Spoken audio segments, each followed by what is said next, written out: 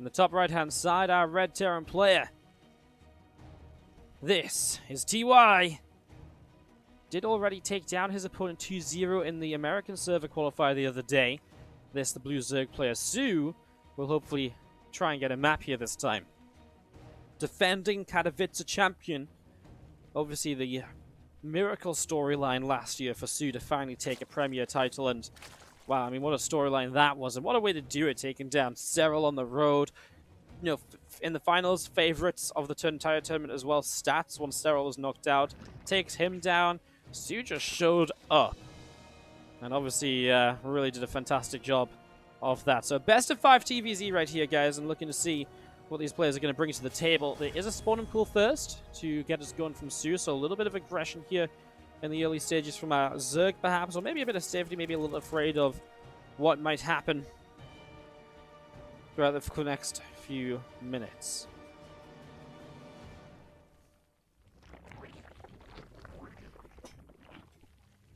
We're just going to be seeing the spawning pool, just going to be setting up, getting ready to go.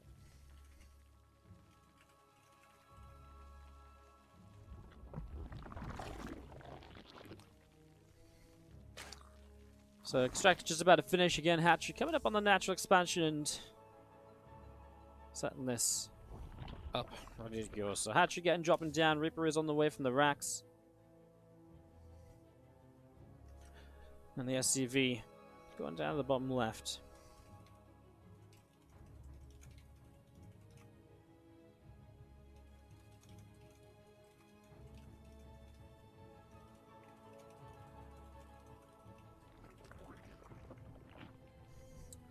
So SCV comes down, has a look at the natural factory. We'll set up from TY in the main base.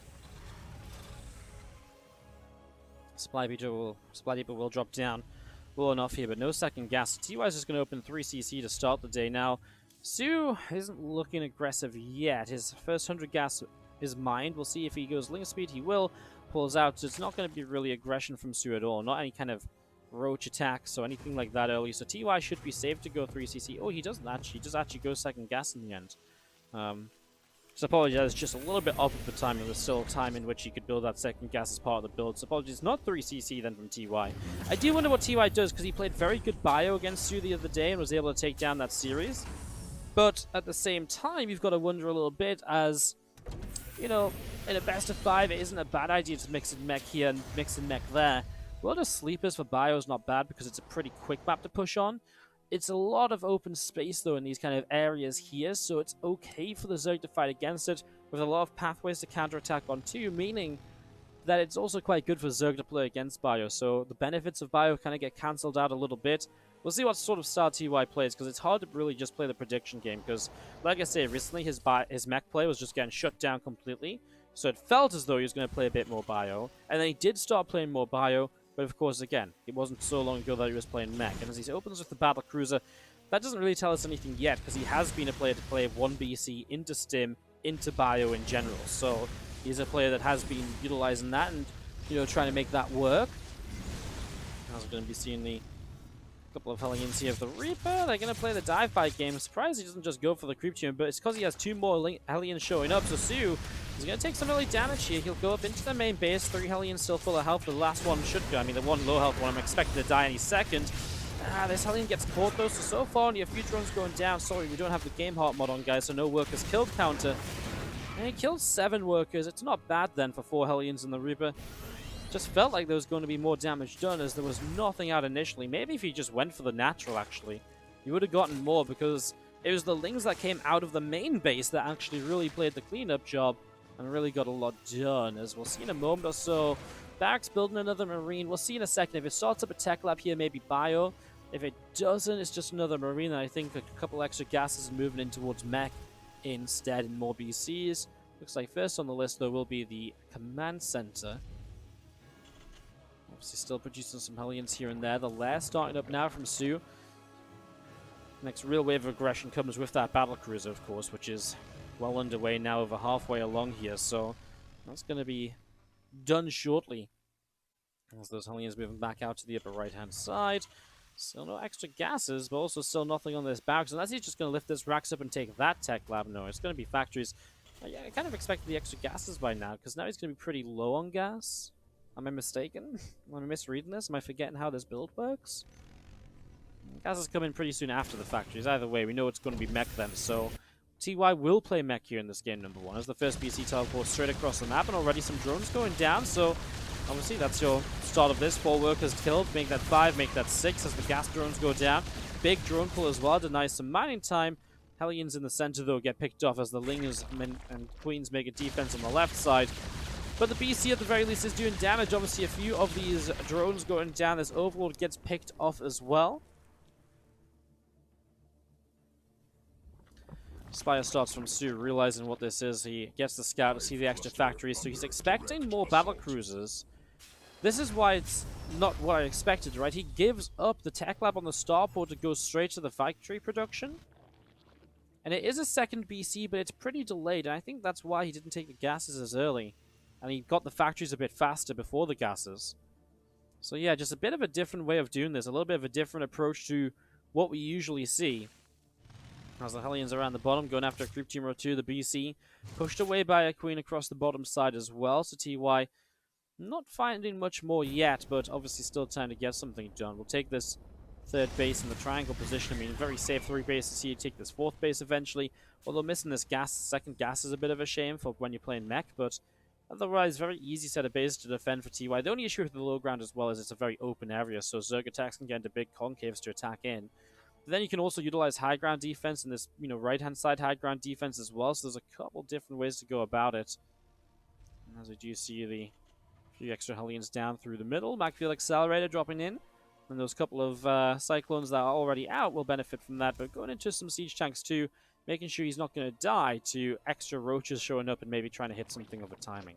Because we have known, mech lately, one of the big things that's been successful against mech is just maxing on +1 Roach Ravager Corruptor and just going for a big bust. So if you build a few extra Siege Tanks early, it does just help you with anything like that. It looks like we're just going to see more and more Siege Tanks being made. Hey, this hatchery might go down. Cyclone staying locked onto it. It will be cancelled. So TY forcing a cancel on the 4th base. That's a nice pickup. Wasn't really expecting that.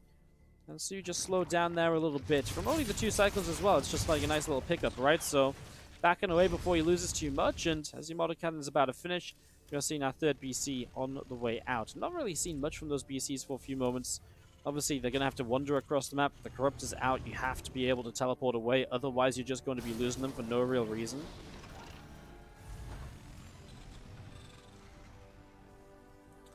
The Cyclone's out in towards the center. Ling, Roach, Ravager around the top side as well. And just going to be seeing the units going to start going in towards the rocks here. So rocks going to get picked away at. And again, just going to be seeing the Roaches going in after a few of those Hellions. So Hellions taking some damage, TY. Pulling back around up to the top side. Corrosive Bowels again dropping to pick away at a few more rocks. The rocks will go down once more. +1 on the way up, and we are on 69 drones, just seeing a lot of units being made. I mean, soO getting into aggressive spots, but these tanks, they are in range, they just didn't have the vision. Did these depots just lower to let the Zerglings in? Hi! Well, these depots might actually go down. Obviously, soO's realizing most of the tanks are to the top side, the left side, not really there to protect the right, so taking advantage of that. The BCs, 2 of them across the map, mind you, are picking up some extra kills, so about 6 extra from what we saw the BC initially deal. And has already used Yamato, so I think just picked off a couple of Queens. Obviously just a little bit later join in here. Get a couple more drones, just teleport straight out again. No reason to sit and fight the Corruptors. If you've already used your Yamatos, typically you're just using Yamato and teleporting straight out from that point, so... Just gonna see a bit of the Roach Ravager still sat in the center here from soO, and... Well, TY will be pushing towards the 4th base shortly. He already has that command center ready to go as we approach the 10-minute marker. The BCs are continuing to come in to complement this army composition. I mean, again, the BCs are great in a scenario like this, where you can, maybe teleport home after forcing the Corruptors to come back and defend, and then you can teleport home and defend yourself. So it's the tactical jump is what makes these so viable. And they give you so many options. You can really kind of force the Zerg to run around a little bit silly after them, which is obviously becomes very expensive when you start realizing what those BCs can do without taking any damage themselves.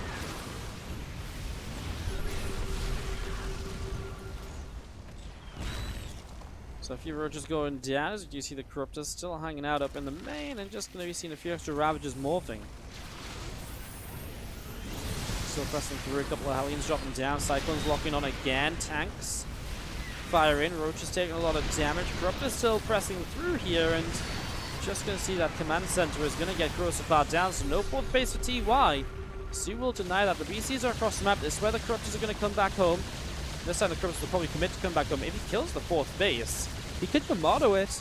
He is going to Yamato it. He sees the opportunity. Transfusions come down, but not enough of them. Base falls, teleports back home, so it's a base for a base in the end. TY actually has a new fourth ready to replace, and so does soO, really. So neither player kind of suddenly struggling for cash or suddenly struggling for somewhere to mine from. As you see those extra BCs coming through in towards the center, and obviously the rest of the siege tanks setting up as well. The creep spread being cleaned out over on this left-hand side, so a lot of this creep being picked off here as tanks firing, and a lot of the Zerglings going down. A lot of the Zerglings going down as the rest of this from soO. Just trying to back away again, not really much more to be done here. Cyclones with the lock-ons get some good kills. I mean, those are expensive kills as well. The Ravagers being locked on too. That hurts. That hurts quite a lot. An extra Infestors on the way up from soO as well, and just going to be seeing the tanks setting up across the front here from TY, so setting those up. Now just going to be seeing the BCs coming out over to the right, as we see, again, the Hellions and the Cyclones pressing forwards. A couple Crypt Tumors going down. Rest of this army from soO out in towards the center here, and TY again just looking to get in, and well, there's a bit of a lock-on already. Corruptors taking damage, Zerglings trying to run by, but the Hellions are very quick to clean that up. Again, these Roaches are going to get locked onto and will be cleaned up pretty quickly as well. Once more doing a very good job of this. There's extra siege tanks in production, extra Hellions, plus 2 vehicle weapons and plating coming in. TY and soO just moving around the center. Creep Tumor already going down. The rest of the Roach Ravager pushing up here as well. And again, it's that Hellion Cyclone force taking so many hits as the battle cruisers come around the bottom side. So trying to deal some extra damage. On the left-hand side, the Hellions poised to run by. There come the Corruptors, and ooh, a lot of them there. And the Fungal Growth cancels the teleport, so that's going to be 2 dead BCs. And finally, the little bit of something from soO to shut that down. So soO's able to clean that up as more Thors on the way out. And remember, now there's Infestors on the map, there's a lot more potential. No Neural Parasite yet, which we've seen has been a big part of kind of fighting mech armies lately. As we just do see the 20 more Lings coming in from soO. Extra Thors still marching out also. The Hellion Cyclone in the middle of the map, getting a few extra Zerglings.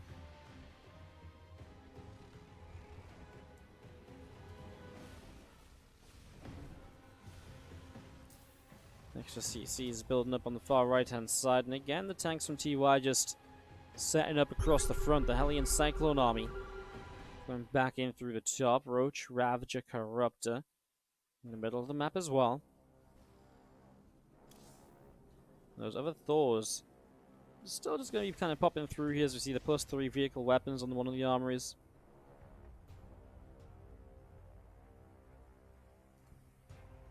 BC is still coming around the top side as our Infestors are setting up. Into the center, the Hellions, the tanks, and the Thors will be continuing to move on through. Tanks are sieging. Going to be seeing the Roach Ravager coming in for a little bit of damage. The Thor's doing pretty okay here as well, pushing those Corruptors away, and the battle cruisers from the top left-hand side moving down, and just going to be seeing the rocks getting picked away at.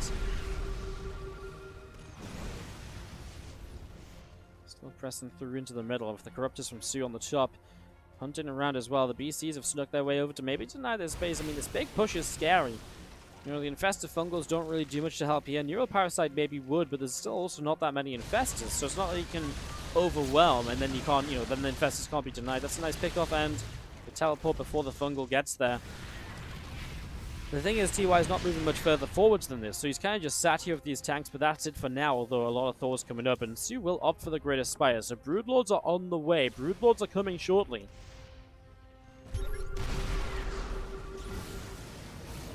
Just going to be seeing the tanks continue to press on forwards. The Thors now here really does help out against units up in the sky, and again, all of these Thors pressing on in. The Roaches, Ravagers, and Banes coming through, and you see Cross of Bars picking up the first Thor at the front here. Tank sieging up, and you're going to be seeing Neuroparasite on the first floor. But this is the thing, right? You can scan and get rid of these infestors. Well, not so easily here because actually the Thors were too far forwards. But usually, only 2 or 3 fungals means that the infestors will be denied. But that's a nice snipe. That's a good use of the infestors because that really was the moment where you weren't going to get much more done. There's a couple of Immortals drop down. Corrosive Bow's going to land on the BCs. They are heavily damaged from that then as Lucidian deals some more damage. Fungal Growth will land on one of them. Corrosive Bow's again, and they actually kind of missed, just protecting the BCs to keep moving.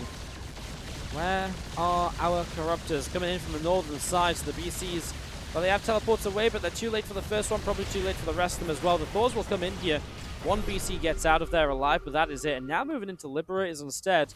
I still like TY's push. soO has so much money in the bank. He's building 12 Brood Lords. I'm not convinced 12 Broods is really... It sounds crazy, but I'm not convinced it's enough here. There's some Thors up here that were defending the Corruptors that were caustic spraying down a base, hence why the Corruptors were out of position to help deal with the BCs. As you do see, the +1 ship weapons, the +3 vehicle plating on the armories, 12 more Broods still morphing. Roach, Ravager, Bane setting up and getting ready to roll. soO back around the top side and just going to go in after that Planetary Fortress. The Planetary Fortress will deal some damage here as we're going to be seeing the Zerglings getting picked away, and Overseer getting picked off as well, and you do see these couple of Infestors picking off these. Being picked off there as well. I mean, still pushing through the front. The Brood Lords are not having a great time because they're not supported at the moment. So the Broods are getting picked away by these Thors. I mean, TY will get dove on as he moves a bit further forwards. Remember, soO has money to rebuild. Does he have lava? He's lava starved. That's his big issue at the moment. Not enough lava to really make this work out at the moment, as we do see the Thors here. We're going to wait a couple more Corruptors here. Come the Lings streaming in. Well, the Lings alone will clean this up. And this next couple of moments is going to be pretty good from soO as he plays cleanup, and he has the money to rebuild. TY doesn't. TY's rebuild is going to be a lot slower here. Again, I guess he has the money to rebuild, but not the lava to, though, so I guess he won't rebuild. He does get rid of this base here, but TY has the bottom right side of the map also coming online, so not a major issue as both these guys having a lot of bases up, a lot of income still rolling along here. That battle cruiser is still kind of flying around up on the top side as well, as Zerglin going to go in after a couple of these SCVs. So those SCVs already taking a lot of damage. Hellions morph into Hellbats, and the Hellbat, Thor, Tank, Liberator army pressing forwards here. The Lings coming in to dive onto this, and well, those tanks will turn to try and fight a bit more against some of the Roach Ravager. Doesn't do too much, those tanks will siege, and again, a lot of this being pushed back. The Liberators are going to siege up as well. That's going to be Corrosive Bowels to kill off a Liberator in the skies. The battle cruiser from TY is still moving to the top left side here. Zergling picks off an SCV. Obviously, we see some of these creep tumors going down. The Ravagers also still trying to get forwards and get involved. Ultra's Cavern from soO will be finishing shortly then.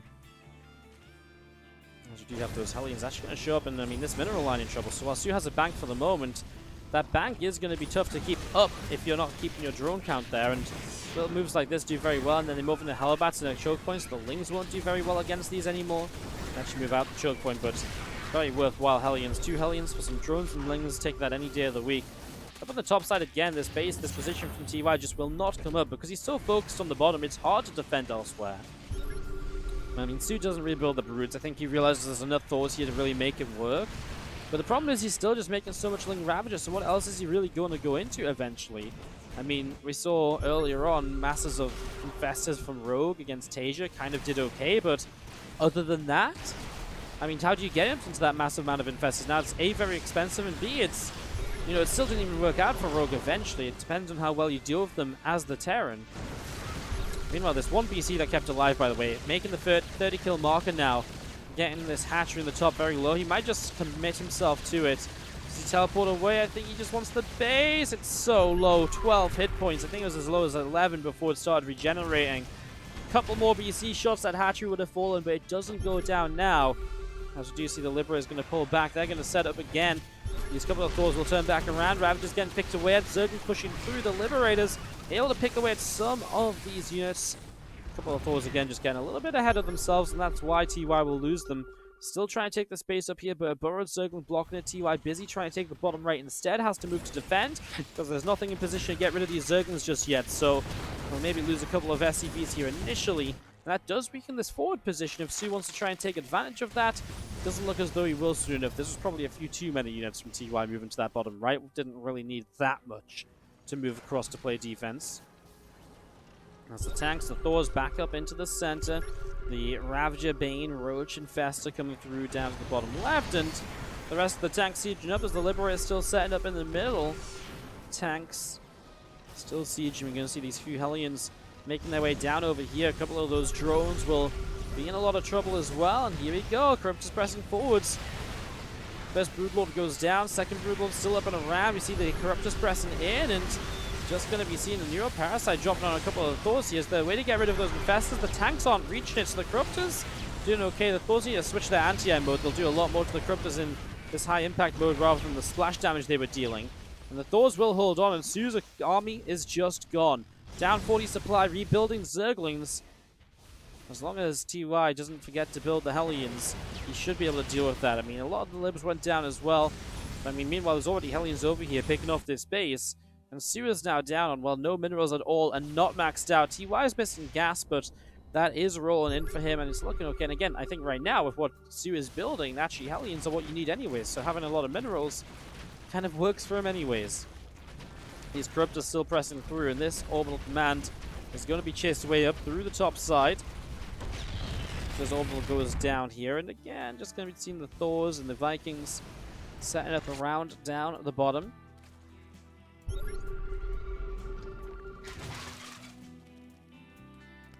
soO's still setting up as we do have TY.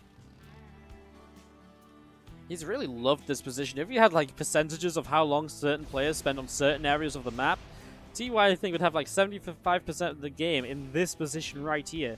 He's loved it, and why not? It gives him access to this space and this space down here. It's a position you need to defend as soO, because if you lose this position, you lose this space as well. I mean, yes, the top left side of the map has been under some pressure from a battlecruiser too, but it's mostly been left to mine. Because TY is happy, also positioning here, defending his own bottom right. So he says, okay, well, we'll worry about the top of the map later. For now, let's just force fights over here, and it has been working for him.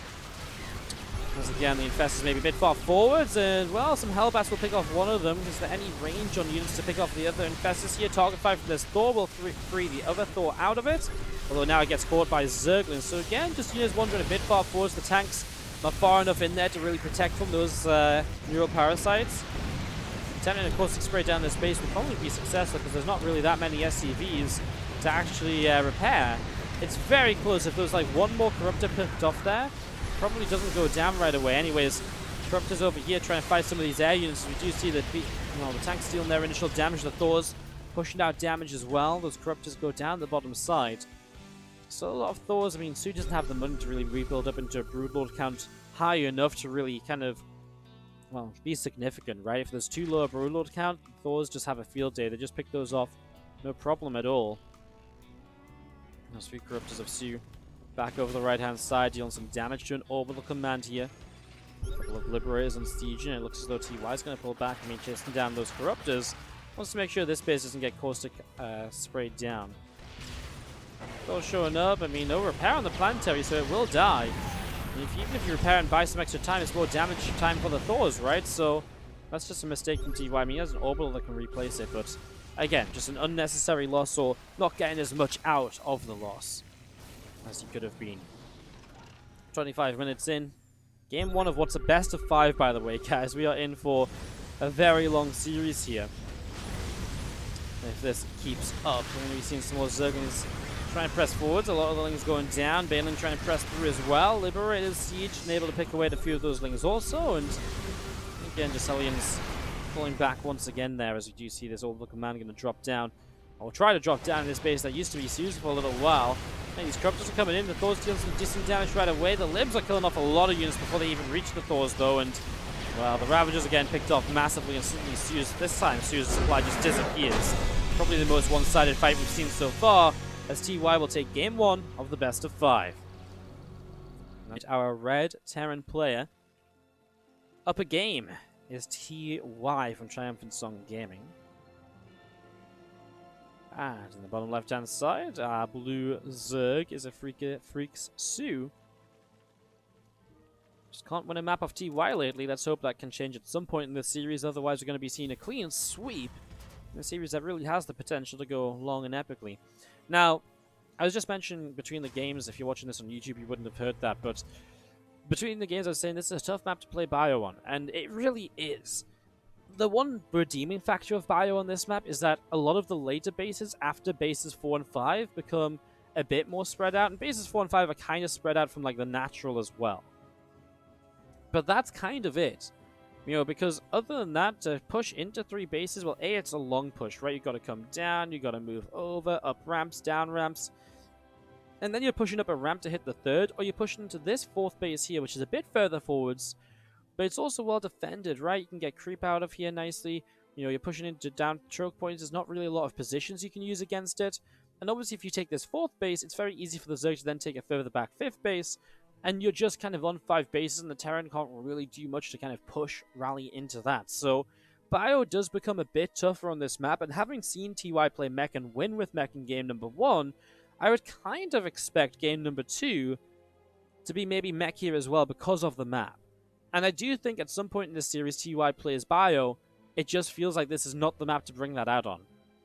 But we shall see. Again, it's not like Bio is completely unplayable on this one, it's just probably out of all the maps in the map pool, the better map for mech.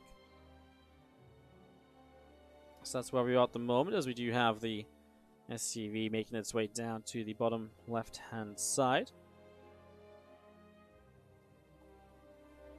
Just scouting here early. Last game was a pool first from soO. He doesn't do a pool first this time, just hatchery first. Didn't really do much with the pool first. Didn't get aggressive, right? Didn't go to try and attack or anything along those lines. Pretty standard here, really, as we do have the... Let's see if you just patrol, and we do have the command center here setting up. And that link speed is, again, taken away on the main base. So, if the Reaper here is actually not going to be an early 3rd hatchery at all, right? That 3rd hatchery is going to be blocked off for quite a little while. You can't really get to this because the Reaper will stop drones moving over, and then the SCV is there to block as well. So this is probably going to be like a 315 or so 3rd base, I'd imagine. Meanwhile, fast 3rd CC here from TY. Just going to go straight into that. So this is what I kind of thought he was doing last game, but I misread the gas timing. So this time it is 3cc. So that is one of the better ways to set up, obviously, on a larger map that's very hard to push on. That applies to roach attacks and early aggression there as well. So that makes a lot of sense as the SCV will continue up to the upper right of all of this, and just going to be seeing the starport dropping down in the main base as well.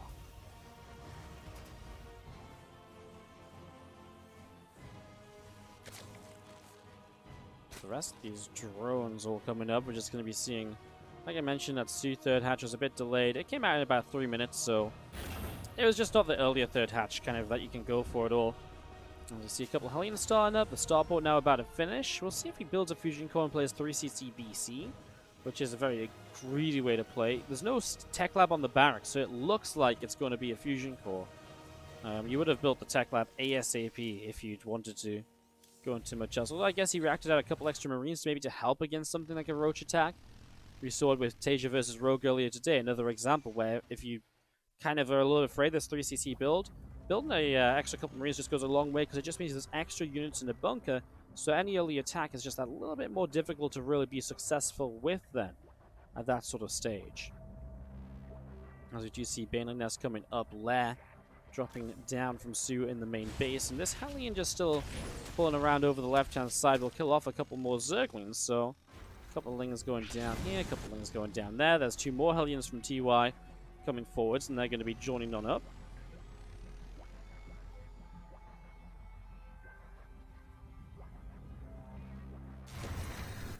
There on the main base from soO. And there is our first battle cruiser getting started. Straight into the 3rd and 4th gases as well, so able to build up into all of that mech army that we're going to be seeing once again here on Eternal Empire. 5 minutes have passed without really much happening. That's typical because of the 3cc so early in the game. It's difficult to expect anything too crazy to be happening. So your autocannon will start. Obviously the BCs will arrive much later than usual. We'll see what soO actually ends up scouting, because he's a bit blind at the moment. He's going to morph the Overseer, and he's been happy just to sit here. He did see this gas timing, which is a bit of info you can pick up on. You know it's a 3rd and 4th gas. For the moment, he's going into Bane Speed, which is typically more of a versus bio setup. Although you can, of course, make Bane Speed and Roaches and Ravages work against mech as well. So eyes out for what exactly happens there, as we're going to be seeing the Hellions taking the Watchtower. And those 2 factories into the main base also, as over in this main we see TY able to get some damage done. A couple of Zerglings going to go in, and the Reaper gets so low, will finally go down. Battlecruiser shows up on the bottom and will press forwards. Already some drones going to be taking some damage here. 3 workers taken down as TY moves back along the bottom again. Hellions just pressing forwards and just going to be seeing creep tumors being picked away at as well. BC just set up on the bottom side. Spire about halfway done. Roach sets up on the natural, and the Bane Speed from soO is about to complete as just a few more drones being picked away at.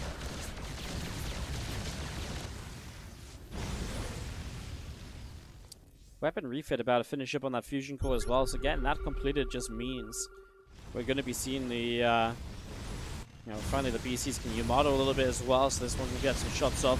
Going to get cancelled on the 4th base to begin. And the counterattack, not amazingly effective, right? I mean, killing a couple of units, but the Hellions are there, which means that it is just units. It's not any drones or any economy or anything. This BC again helping to cancel that base, and as long as he keeps soO off of the 4th. I mean, look at this. The Terran 4th base is going to be on its way. It's going to be in position a bit sooner than the Zerg 4th base, so that's great, as finally the Corrupt is on the way out.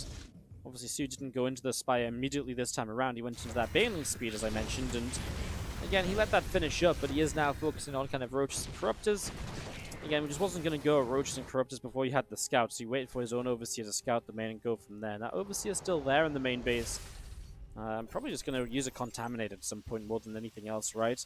It's one of those scenarios where, the Contaminate and slowing down like an upgrade or slowing down some production is more important than any sort of scouting you can get at this stage, because what scouting is there to be done? It's factories, it's mech, maybe a scout to see what sort of time, maybe if extra starports come up. That's really about it. There's not much more to be seen in the main. This is nice, again, looking to try and deny this 5th base, which comes down. Once you hold that 4th, typically this 5th is easy to hold as well with main armies. Obviously, we're just not quite there yet, and so these little harassing units are doing quite well. I've actually seen Mutalisks being made behind the Corruptors, so some Mutas on the way out. Not a lot of anti-air yet to really deal with that, but the first few Cyclones do start to build, so I mean, TY is very heavy on the tanks initially, again, being safe against the Roaches, but as the Cyclones come out, I actually kind of feel like this is okay to fight Corruptor Muta, and I'm not really sure what soO can do. I mean, building into more Mutas rather than just extra Corruptors, does that have potential? I mean, please soO, prove me wrong. I'd love to see you take a map here. Obviously, soO thinks it's going to work, otherwise he wouldn't do it, right? As picks off a missile turret there. It does cost him his first Mutalisk, though, and now chasing down for some SCVs. Those Corruptors will go back over and go after the racks, and a couple of Cyclones getting the lock-ons. BC's again dealing quite a lot of damage, and a lot of those meters going down. Yamato setting up on the Corruptors, and as long as the BCs aren't low, they will stick around here, of course, to help defend the base. But honestly, it just feels like soO lost quite a bit and didn't really gain much from it. He'll lose maybe another meter there, just gets out of range. There are 2 of them that were under fire. You can see, I mean, he's killed 15 SCVs this game. A few of them from that Bane run-by that was on the screen a couple minutes ago. And some other bits and pieces. The resources lost is 2.1k for TY to 3.6k, 3.7k of soO. It's a big difference to then also consider the fact that, he's got Mutalisks on the map, which typically over time do not trade as well. So soO's comp does not really have much time left on it. Already, those Mutas are running out of time to be effective because there's more missiles coming up, there's more Cyclones taken to the field, there's more anti-air available. I'm just not quite sure what the overall plan is here. I mean, these lock-ons will guarantee a couple of kills as well, right? There's 2, and maybe he's in range for 3, make that 4. So there goes 4 Mutalisks just like that. And again, were those Mutas really worth the investment? No. You would have been way better off building... I mean, yeah, I think you would have been way better off building into whatever else. The one thing that I was going to say was just the fact that maybe you could argue that what he was building last game wasn't working, so he's trying to do something a bit different. But obviously with the way it's turned out, I actually think whatever he did in that last game was still actually much better off, and still actually a much better way to go about it. As Hellions and Cyclones through into the middle, and the first few Hellions here continue to do a lot of damage. The Cyclones locking on and killing off this hatchery, so that will go down. As long as trying to press up, and those Hellions will be chased away. So those Hellions chased away up to the top side. The Corruptors taking some more damage from the missile turrets and will not be able to caustic spray or anything. Meanwhile, the battlecruiser fleet, we've not seen much of it because it's been playing defensively, but now making its way across the map, and he knows where those Corruptors are, so Cyclone's on the way over as well. The good news for soO is that his Corruptors are back over here to deal with those BCs, so these should just be, you know, forcing a teleport pretty quickly. TY back around this left-hand side, and a couple more Crypt Tumors going down. Again, this command center from TY will drop into position up on the top, so drop the command center down here. Hellions and Cyclones from TY out in the center. Moving around into this, a couple more things getting picked off.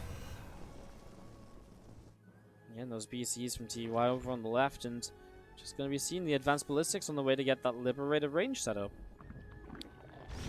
TY happy to sit back, I think. You know, resource loss is good for him. He's taken 5 bases easily, just the same as the Zerg.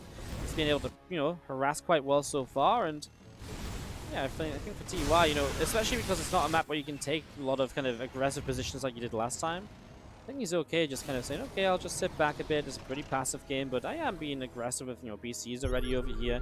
My Cyclones have been moving around. And obviously over time, you're just going to keep on pushing up as we do see an initial wave of Ling Bane doesn't do much at all. I actually like this base over here. The only issue I have with it is obviously it does expose these bases a little bit more, and there's 2 bases to protect there. So if you're putting your army over here, it makes sense because you can be aggressive to the Zerg bases and defend this one. But again, it really does open up a counterattack potential to the top, so you've got to be very on top of where that army is to make sure you're not going to be in trouble. Because again, if you lose 2 bases out of nowhere, is it really worth keeping this one and pressuring the Zerg player? Now, of course, if you're, you know, if that happens too, there's also potential the Zerg loses their forward bases, so a few different things to keep in mind as we do have the battle cruisers making their way towards the natural. Drone's going to be, from the start here, I think, in quite a bit of trouble. So Spore Crawler are going to be going down. These drones being picked away, and these couple of Overlords going to get, I mean, he's just going to remodel the... Oh, he's going to remodel the Spire! Oh, I guess that makes a lot of sense, right? Kill the Spire and teleport out of here. There's a lot of Corruptors. You've got to teleport instantly. You can't take 2 volleys of those Corruptor shots. You absolutely cannot afford that at all. As we see Anabolic Synthesis, the Ultralisk speed setting up. Ultra Cavern's about to finish upgrading that, as you still see Roach Ravager Bane in the middle, and Hellion Cyclone still moving around too. Cyclone's getting a lock on some Roaches going down. Tanks will start the siege, and again the Liberators firing to pick away quite a bit. Siege Tank gets picked off as well. The Corruptor's up to the top, and just going to be seeing this army of soO spreading out a little bit as we have a couple of Hellions and the Cyclones. I mean, this is a very hopeful base for soO to take, right? I mean, it's very, very, like, you know, hopeful, I would say, is the best word, really, for it. BC's back down the left. Hey, they don't actually have... Oh, they're going to get neuroed. Well, that's insta-kills on the BCs, basically. They didn't have teleport anyway, so I think the Corruptors would have found them. There's one burrowed Ling up here, sword coming, so it's a shutdown here from soO. And he's finally going to get rid of the BCs, although a couple of them make it into the mineral lot, into the natural.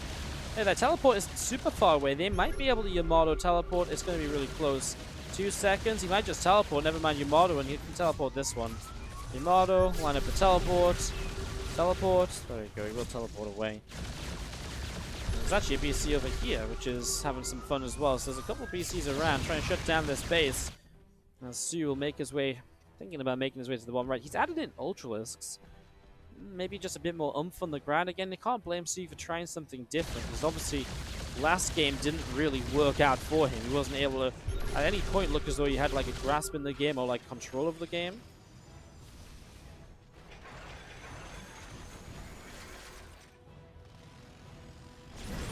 Liberators will siege up. The Ultra's still pressing forwards. Roaches and Ravagers taking a lot of damages. The Corruptor's coming through. Liberals getting shot down. You'll see those Thors. Well, obviously the tank line's being picked off. Now a couple of Neurals could come in, but no, the scanner is there, and this time the Infestors wandered too far forwards. TY holds that position with comfort. There's so many tanks on the high ground, so I didn't even see that. I was like here, and I'm looking at those Thors. I'm like, oh, maybe. Yeah, there's actually 3 tanks just firing from the high ground. Now SCVs pull into repair, and TvZ is already maxed out. Again, soO has money. He's still only on 11 lava, so he needs to make sure he doesn't get too heavily lava-starved this game. That was a big issue for him in the last map. Not able to rebuild, when he could have maybe overwhelmed TY after a fight or two. So he really needs to work on that lava. Issue is when you've been trading all game long, you've not had any time for your lava to really, build up into high numbers. There we go, all the injects pop, and now he's got 30 lava in the bank, so he's okay for the moment. And TY takes that win to kind of press forwards a little bit. He is going to Yamato what an Ultralist. Probably force some transfusions onto that if nothing else. Queen taking some damage, doesn't get transfused, so obviously soO is looking elsewhere. One Queen down, a couple more corrosive barrels as BC is going to drop, does eat the corrosive barrels there. He's going to see the next round of these units pressing forwards again. The Lib sieging up, and Ultras realize with the Liberators there, and the tank line is just not worthwhile. Again, just has to pull on out of there, get away, and just not do anything else. By the way, just want to quickly point out, this Overseer from early in the game is still just sat here. I mentioned it was like, well, there's not really much else to scout. Hasn't even used it for Contaminate. soO's just completely forgotten about that. Just in case you're wondering what that blue blob is, because I just looked at the minimap again, I was like, oh my god, that's still there. It's not some, like, drop that's been set up and he's just waiting for the right moment or anything like that. It's just an Overseer. Right, Ultra's pressing through again. I mean, you've got to run through the lips to do this. I love the Blinding Clouds forces the Thors to run forwards. The introduction of those Vipers is a nice little touch. I'm just not convinced if it's enough, because obviously TY is pretty easily pushing that back already once more. And he goes, that Thor's coming through. Spine Crawler going to get picked off. Liberators will siege as these Ultras pressing forwards once again. The Neural Parasites on a bunch of the Thors initially, and that might be the momentum change that soO needs here just to push TY back. The tank out in the front is going to get picked off. The Corruptor's hanging around. A Missile Turret or two is going to finish up here, and does pick up some kills. Ultras goes down, and as the Ultra falls, we will see TY probably unable to hold this base. I mean, there's still units pressing forwards here, so TY is still doing okay. That base will cancel, and TY just instantly rebuilds it. He doesn't care, so he just instant rebuilds there. So he has the top left-hand side, but he's not really mining from it yet. Resources lost still favorable to TY by a few thousand. And Broodlord's now morphing in from soO also, so getting a few Broodlords up and running as well here. And this is just going to be seeing the arm setting up, and just going to be seeing again the Lings, the Ultras moving around. A few of these drones getting picked away at here from TY, so able to do quite a lot. Is in the top left-hand side. Link does get burrowed, but it actually gets picked off before it finishes by the Liberator. Liberator allowing this CC to land as well then. And soO just doesn't have Unity to protect this base. He's more so focused on counter-attacking, denying TY's bases. But if TY takes control of the bottom side of the map, he's going to get these bases up anyways, in which case, does it really matter that you're counter-attacking and denying bases on the top? Bases for bases? I mean, it's not a terrible idea, right? But I just feel like you need something more than that as soO. I feel like once TY gets these bases down, it's going to be really difficult to ever retake them. And hey, these Ultras are still pressing forward, so they're doing more than they than I kind of originally expected them to. Those Thors will come in and just finish off this hatchery. This hatchery low as well. A lot of drones just AFK, not mining as they were pulled away and just trying to survive shots. So soO's economy is really all over the place. Resources lost is evening out. These Ultras counterattacking are doing a lot of damage. So at least they're getting something done with all of that, as the TY and the TY Liberator Thor army regathers on this new base, this forward base, which with a rich Vespene guys on it too. It's actually one of the benefits of this base here, although you didn't actually finish mining it. It's still heavily mined out. Rich Vespene guys is mined out so quick, so if you can only hold that base for a little while, you still typically mine all of the gas from it. But of course, it's less gas than what you'd usually get. All extra Broods and Ultras still on the way out. I mean, 8, 10, 11 Broodlords, this many Thors should be able to be an answer to that, as you're going to be seen pressing forwards. I mean, there's transfusions available. Do you waste them on the hatchery? Well, would have been better than just losing the Queens and not getting a single transfusion off at all. Oh my god, 4 Queens down, not a single transfuse.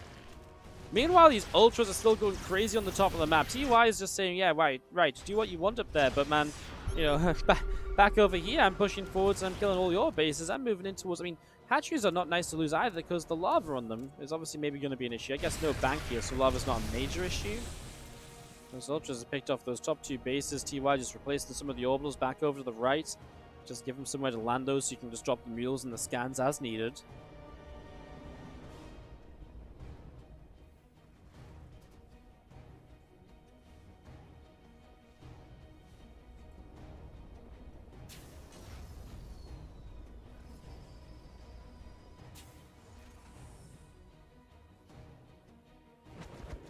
Broodlord's going to be dropping down a missile turret. Siege tank getting picked away as well. We do see some creeps still pushing the bottom.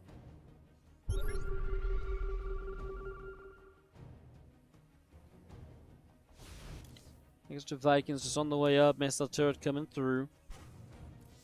Game calms down for a moment or so here. 21 minutes after, what? The first game was like 25 minutes, right? This best of 5 is going to be 50 minutes long just from the first map. First 2 maps. Crazy.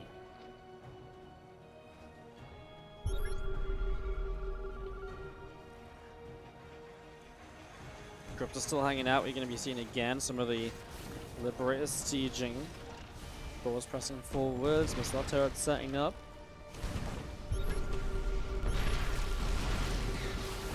This is Lib Siege. The Broodlords will start to fire down. The Vikings are going to start doing a lot of damage here. I mean, those little ultras. The Liberators are there, so these ultras aren't going to do much. The Neoparasites from the high ground, suddenly this bursts into a fight, and the Broodlord count just gets destroyed. It's very similar to the last game, where it's just a fight where all of a sudden soO loses massively.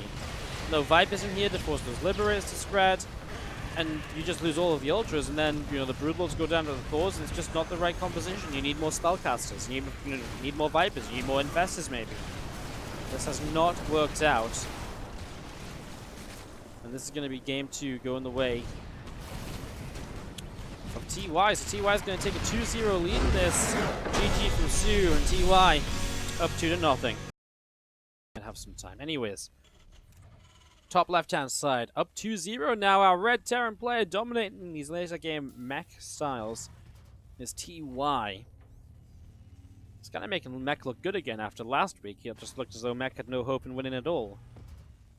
Maybe that's more to do with his opponent having a bit of a struggle in the matchup. Blue Zerg soO is definitely not having a great time right now.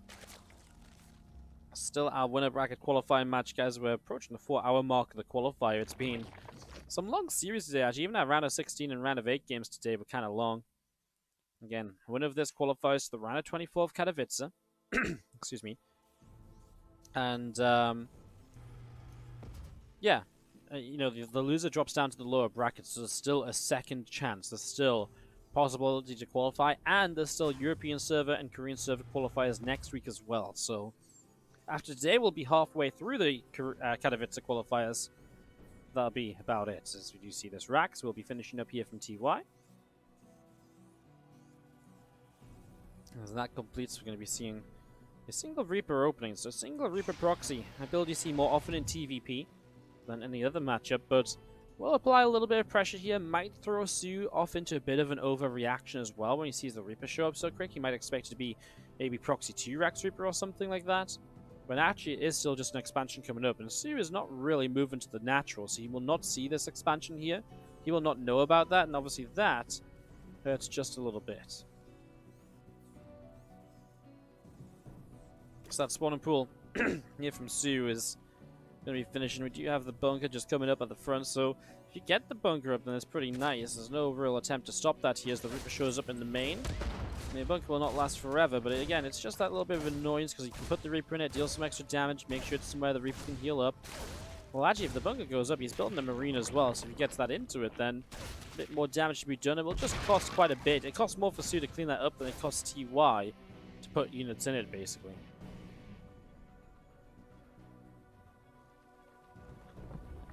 You just see the Zerglings moving around a little bit. You're going to be popping out again. Bunker is actually just going to salvage pretty quickly, so TY doesn't really commit to it. It costs him a marine here maybe, but actually can save it because of the Reaper. And hey, a couple of marines are actually going to go for an overload kill. It's a really nice catch if you get it. The 2 marines dealing damage together might be able to. The queen coming forward is not in range of the marine though. The overlord realizes if I go to the queen I have some defense. Doesn't happen. That's a dead overlord. Nice snipe there from TY. Just changes the early game a little bit, you know, from a position that's been pretty consistent so far. Just puts a bit of, you know, changes the speed of it. And put some pressure on the map, which is always a nice little something if you do just have those few Zerglings heading over towards the natural. And we're just going to be seeing the few Lingers. We'll get here. I mean, the Reaper is still on the map. The Marine's on the way home. So you'll actually kill an SCV, so soO's starting to deal some damage at least. Maybe even a second, maybe even a third. If you can get that finished up, Ling speed kicks in. He gets 3 workers killed. And one of the Marines. Not bad. So if the extra Lingers actually show up, that Linger speed is going to make this really chaotic here from TY. No bunker up. Hellions on the way. I mean, we'll shut this down eventually, but it just means he's going to be losing SCVs until then. He is, in the end, going to go into that fusion core still, so he's still going to play battle cruisers in the early stages. We'll see if he wants to, again, maybe switch it into bio this time, or if he's just going to stick with mech. Because in fairness, if mechs worked so well for him in game 1 and 2, they were long games, but they were very comfortable games, right? There was never really points where it's like, oh my god, this is soO's moment. Like maybe those ultras coming on the map and cleaning up a bunch of bases. But then, again, was soO even winning at that point? Or was he just actually dealing some damage for all of the damage that he was taking?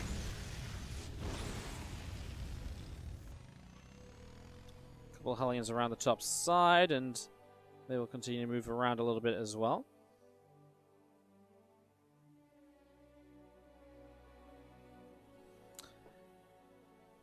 As the Rotron about to finish up here from soO. So gets that Rotron finished again. A couple of Hellions moving back out into the middle, and the Queen just hanging around in the main base. Lair halfway done. 6 more Zerglings coming through. The couple of Queens still producing. As those Hellions coming out the front, and Belair's had enough. He's seen enough. He's just like, yeah, you know what? I'm done. I can't watch mech again. He saw this gas dropping down. He's like, no, I wanted to watch bio. Throws a strop, leaves the game. I'm out of here. I'm so done. Hellions still moving over to the right side, and potential to dive on by for some of those drones, of course, and already one drone going down. Make that a couple more. Nice little in and out for TY. Got himself a burger and a shake on the way. As I do see the extra factories dropping into the main, so gonna be some mech play here from TY. We knew that. We saw the gases on the natural. It means there's gonna be more BCs than just the first one. He did go gases before factories this time. It looks like, again, he's going to move the starport off the tech lab to give it to a factory. So he is going to set that up a little bit faster. So the starport starts to make its own tech lab here. As there's a few Hellions coming around. Going to be heading to the top right. And, well, a Spire and a couple extra Overlords on the way in here from soO. Still setting up into that as the Roach speed about halfway along. Those other Overlords coming in as well. The Extractors setting up from soO also. And just seeing those Hellions all the way back to the top left-hand side. The Lingers come in for an SCV kill. Cancels this bunker he's building. Says he doesn't need it. In fairness, I don't think we need it. I don't think we need to. Alright, what was that, what was that you needed a bunker for? Not really anything. 2 extra tanks on the way out. Spy F will complete here from soO in the next little while.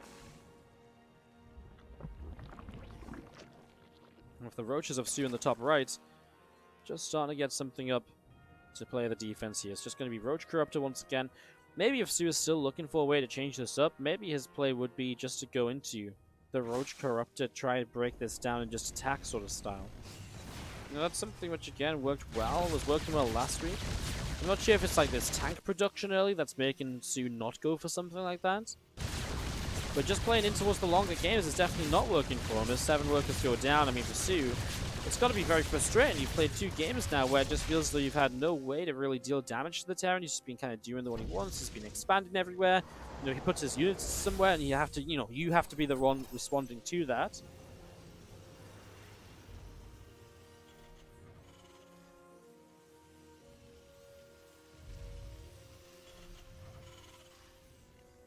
Fourth hatchery coming down from soO, setting up as we see a bit more creep spread just pressing through the center. Hellions setting up, weapon refit coming down. We're going to see Macfield starting up. Again, very, very similar to what we've been seeing so far in this, as the Corruptors coming around over this left-hand side. Marine able to deal some damage.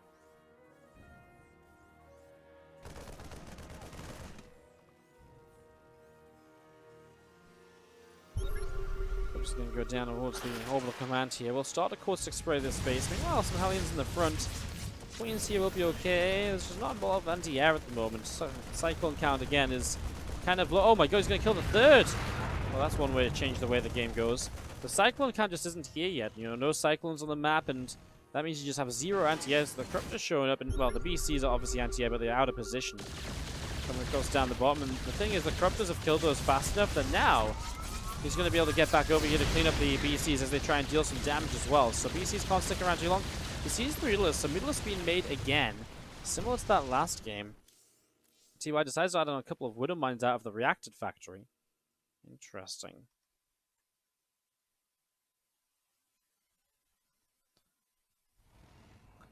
Beaters and Corruptors still coming over to the left as the Cyclone locks on, and well, now we do start to see the test of the anti-air. Obviously, the BCs have to play defensively in this scenario. There's not too many Corruptors because you've obviously made the Mutalisks, so the Mutalisks go down a bit faster to BCs. Again, I just feel like a lot of these Mutalisks are already dying. Is there enough? There's a couple of missile turrets here, which is what TY is trying to fight around. The Widow Mines get a good connection. One BC down, but it's expensive so far here for the Zerg play. They've lost a lot. Is there a lock on? There isn't. Corruptors getting picked off. I'm going to see the Mutas coming back through the center.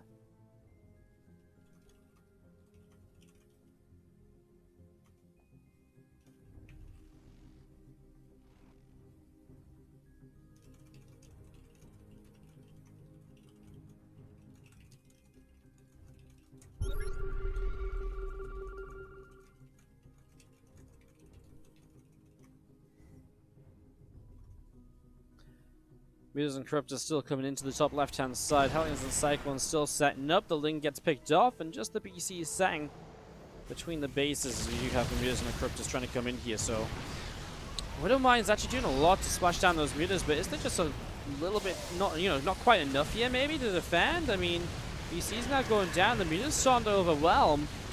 But very well maybe. As the Widow Mine goes off, though, oh my god, those Widow Mines have put the Mutas so low. We just need a couple more units. This one BC has been repaired, and we'll kind of hold on for the moment then. Wow, I actually for a moment really thought that soO was just about to break through into this. So this is the Muta style kind of working. You know, that's what he tried to do last game. It didn't really do anything. This game, he's kind of getting enough done with it. Again, it's a way to maybe punish the fact that it's a siege tank play early rather than, you know, moving in towards the early Cyclones. So it's a way to kind of something new that we might start seeing more of as Terran starts saying, well, you're trying to punish me for a lot of siege tank, a lot of roach plays. Then I'm going to build siege tanks instead of Cyclones. You know, now you're going to start seeing some Mutas to come up to kind of counter that. So shifts in the ZVT meta perhaps. As for the moment, Ling Roach now shows up here, and the tanks are very far forwards in their defense. This left-hand side base in a lot of trouble. Zergling's still trying to run into this here. I mean, the Cyclones here are trying to stay alive, so there's some anti-air to deal with the Mutalisks. Widow Mines, hoping they can get some connections. And the Cyclones staying locked on a while. Missile turrets cleaned out, though. This entire third base cleaned out. Same time, TY already has this base mine, so at least that is something you can look back to as a positive. He's flying in again, and one of the Cyclones goes down. Trying to get these Widow Mines in position, but one of them gets picked off already. The second one does go off on a Roach, not the Mutalist that you're really hoping for, right? TY holds, but it feels as though this is getting more and more out of hand, and soO is going to continue building Lings. He's going to continue building Mutalisks. +2 missiles coming up on the on the Evo Chamber. 1-1 still coming in as well. And the vehicle weapons and plating also coming through as we see soO set up on the bottom side of the map.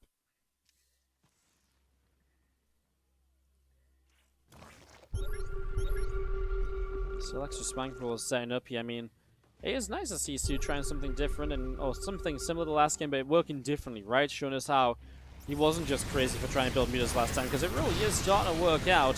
So just be careful not to take too many Widow Mine shots. He's very determined to break this base. What if, TY though just takes this base next as well, though, and it doesn't really matter too much. I mean, loses the orbital now, right? So this time you actually have to build a CC.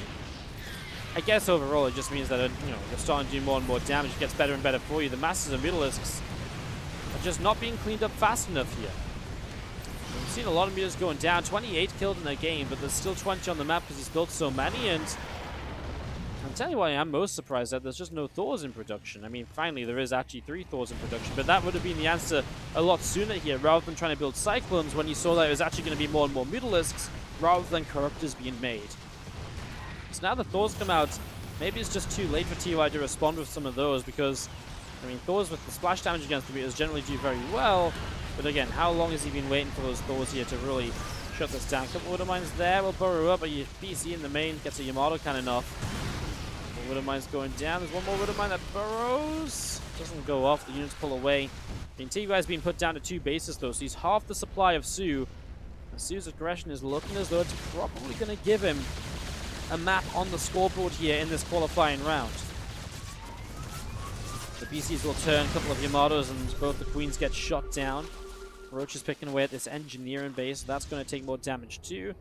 And again, with the BCs teleporting back over to the left-hand side, we're going to see the Mutalisks heading into the middle of the map. There's still so many on the map. 31 meters against 3 Thors, 3 battle cruisers, 3 Widow Mines. That's the anti-air. Now 2 Widow Mines as one of them gets sniped down.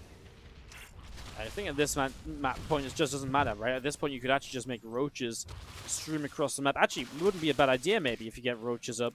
Just build a lot of roaches and just stream across the map with the mutas. Because the mutas might not be able to end the game easily, whereas the roaches would, you know, probably pick up the Thors and then the mutas kill everything else. Either way, it's a risky start from soO, because if you do lose control of the muta cannon, if this doesn't spiral out of control, what happens in the last game happens, which is where you just fall very far behind and it's difficult to come back into it. And it can be as simple as just losing too many mutas to one set of Widow Mines at some stage. But it's worked out here. And TY, again, I mean, there's balls that he really waited so long to get. Could have just done with those much sooner, as soO was able to take a map off TY. And we do indeed have a series on our hands. There we go, soO with 1 on the scoreboard. First, let's introduce the players. Is in the bottom right-hand side, still on match point, still 1 map away from qualifying to IEM Katowice 2020. Our red Terran player from Triumphant Song Gaming is TY. Going up against the blue Zerg in the top left from a Freak of Freak, soO, making a series out of this at the very least, even if he's still down and still has to win 2 more to get it going. It's a good, you know, it's a start. It's a start towards potential victory here. Which you gotta be kind of happy with, right? Alright, well, as we set this up, spawn pool from soO sets up in the main, and he's back to that pool first. He used this in game 1. He didn't really get aggressive with the pool first. Maybe just a little afraid TY gets aggressive. Anyways, as mentioned that if TY does want to switch to bio, this is a good map to do it on. Easy pushes up the sides while holding your bases. Definitely easy Zerg bases to push into. And this central position is amazing for bio because of the lack of flanking maneuvers around the sides. And this tank line you set up here while pushing this base obviously generally goes well. And this is typically the 4th base you take then as the Zerg, as you take a 3rd over here in the line. 4th base here, and then the Terran can push this position. Tanks here, very hard for the Banes to wrap around before taking too much damage, etc. As you do see the Overlord here, coming down through the center, coming down to the bottom, and a single SCV just pressing forwards.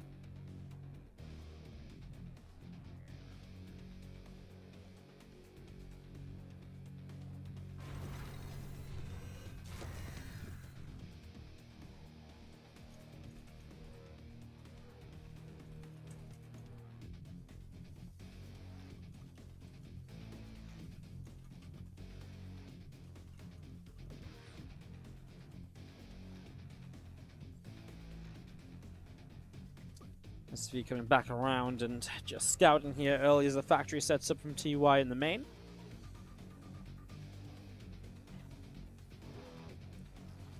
She's coming around the bottom. Reaper from TY is trying to set up. So Reaper all the way down to the south here. As we do have circling speed from soO setting up. And Queen going to be finishing in a few moments' time. There's the 3rd hatchery from soO, going to be on its way, and still just watching out to see what TY decides to go for here in the next few moments.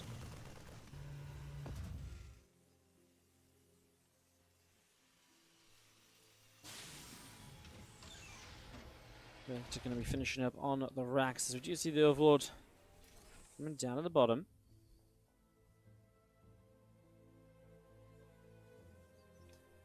Third hatchery just about to finish up then, and again, nothing really crazy at all. Does build those couple of Marines again, just a little bit safer, just in case roaches come, especially when it's been cool first, right? More likely to see something of a roach attack from there. Again, Lung speed will be done soon. Queen going to be finishing shortly. There's a Second gas finally taken. It's TY opting for the fast 3cc here, so similar to what we did in Eternal Empire as well. Was obviously quite happy with how that turned out. That was game number 2. So back to this fast 3 bases. And again, I mean, even if you kind of get roach attacked with a couple extra Marines, as long as you see it coming, you can deal with it. And the Reaper has been out there watching for that. Marines coming through, Reaper dealing some damage, Hellions pressing forwards. Couple of extra Queens dropping down.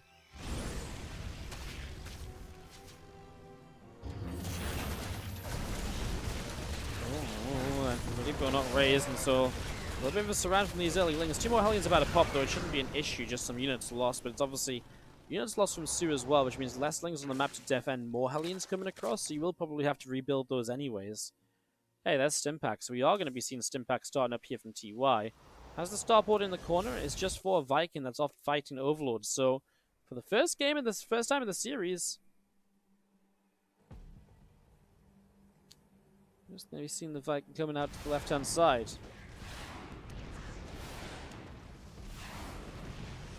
Viking picking away the Overlord, couple of Queens coming through here. Going to try and deal some damage.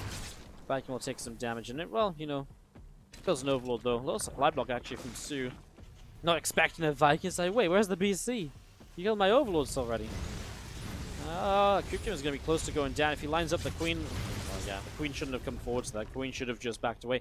Probably could have just used the Hellion to splash damage friendly fire anyways, so it was going down no matter what. I guess the Queen coming through there. Get some shots at least. Nice little play, deny that Creep Team for a moment or so, for some more energy to be spent on the left side. And again, that Stim coming up. Already early tank production. I don't imagine that to change, right? You know, 3cc is already up. Just expect more and more tanks stay safe initially. Maybe later you can switch to Widow Mines, but it is such a good map for the tank style in the center, so maybe we really do just see that tank style committed to for a while. This time, obviously, soO going in towards Baneling Speed. He will start the Spire. I think soO is very aware of what's going on, but just wants to play Ling Bay Muta here. Playing the Mutalisks might be some way to try and maybe set up here. Right? I mean, as the Spire sets up in the main base, Mutalisks can maybe force Widow Mines instead of tanks, because if you have to keep coming back to defend your tanks with Marines, it kind of takes away from the point of being able to push through the center, so maybe that will be the catalyst towards switching from tanks to Widow Mines for TY. We'll have to see how he responds to it once he realizes that this is going to be Mutalisks.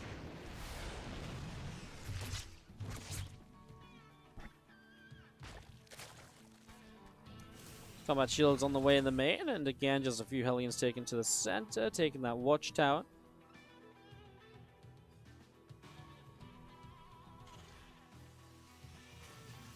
Depot's dropping down here from TY. Again, the Hellions of TY setting up on the watchtower. More Zerglings coming down the right. Again, Spire is about to complete here from soO, so that'll be done in a moment or so, and as that Spire finishes up, we'll just see some extra Overlords popping. The Ling is still running by here, and those SCVs already taking quite a bit of damage. The Hellions continue to come on over, and we'll just stim the fight again. It's these Ling run-bys have been doing very well so far from soO. It still costs them a lot of Lings, though. We'll have a check at what's being killed in a moment, because obviously, again, they keep hosting without Game Heart. 14 SCVs killed. 40 Lings, the resources loss is even, but obviously TY is losing economy because of it. He's pushing up the top side, so he's going to kill the 4th base. I mean, soO starts to expand top right. That's not a pretty base to keep against drops, though, so it's also not a pretty base to defend against pushes, because you set up here, I mean, you can kind of flank in, but it's a very narrow choke point. You know, splash damage of the Terran does very well there as well. The damage was good from soO, but the counterplay from TY, the reason why that base is open for counterattack, does a lot as well. And that's, you know, soO sends so many units across the map, he can't defend here. That obviously becomes a bit of an issue, right? It's going to come down. Marines dealing some damage. The Muta's already taking some shots there. They're going to fly over in towards the main base. Missile turret is set up. We already see the first couple of shots going down. Marine stimming away. Widow Mine. Oh my god, doesn't get targeted there. He actually went for the Marine after the first little bit of targeting. That didn't quite kill it. So the Muta's not doing too much. And it is Widow Mine's on the way out after he sees the Mutalisk. So kind of makes sense. Like I was saying before, if anything, that's kind of the better reason to switch into Widow Mines when you see that coming up. 5 more meters on the way up. Extra factory dropping down from TY. We're just going to be seeing This factory setting up in the front of the third base. Middle is coming down the right-hand side. 5 bases across the board at the moment. The midders, what can they do as Ty's also still got this army in the center. That's dangerous though, right? Because the longer you sit there without reinforcing it, the longer the Zerg player can build up a force just to completely amass and overrun that position. Still mutas and lings moving around. 2-2 melee upgrades coming up. And 2-2 upgrades from TY on the way as well. So both players getting towards 2-2 as lings clean up a marine, and soO is starting to press a bit further forwards here. A little bit more. Ling Bane turned away once again, as we do have the army. I mean, just still the fact that it's here is great. Oh, he does have to turn away there too. So they do have to pull back.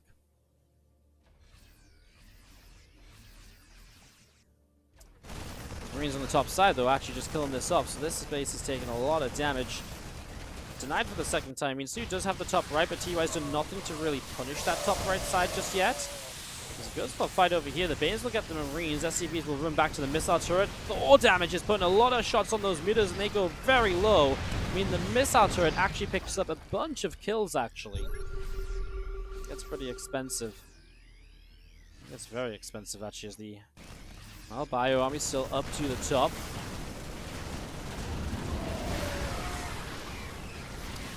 In the center here, this Ling Bane Army is trying to come through again, but for the moment, TY is doing a very good job of this, putting himself in a decent position, and yeah, so far so good. I like the trades that TY has taken. Resources lost favor in him. Again, though, soO is getting bases up. Another base here, and again, TY has shown no real interest in pushing on the right of the map, so that base seems pretty safe. He will take this forward base on the left. The Lings in the bottom just kind of hanging around too. Just seeing the Overseer fly morphing in here from soO up in the high ground, so setting that up, and some middlers from soO wrapping around a little bit also. And the meters will try and see where they can go. A few Marines and Hellbats coming out over to the left-hand side.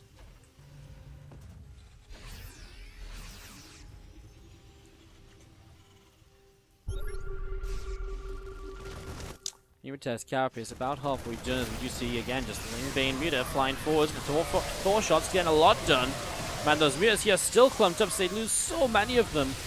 We're running back into more and more of these Widow Mines. I mean, somehow that Widow Mine that was in the front there didn't go off. This one will set up, and it does hit a lot of the Lings.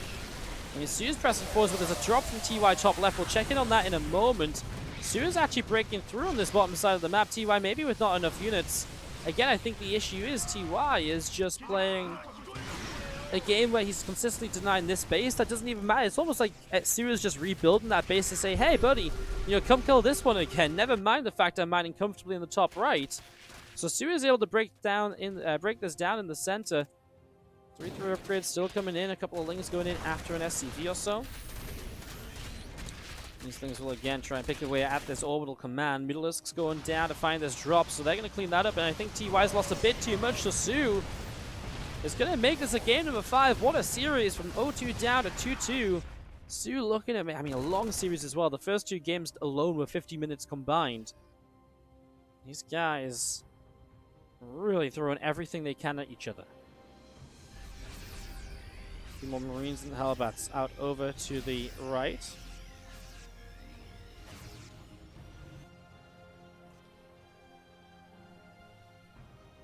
Those meters will continue to move forwards, and SCP-02 already going down. Missile turret picked off as well, as the other Marines will stim in. I mean, TY is surviving. He still has this base alive, so he still has a point to kind of rally to for some of his income. Meters turn back around again.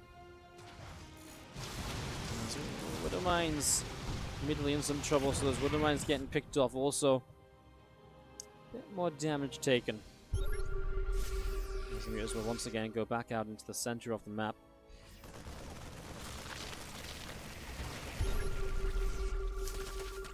Straight on down, and again, just Marines very quick to be able to turn this away time and time again. It's really getting crazy, I have to say.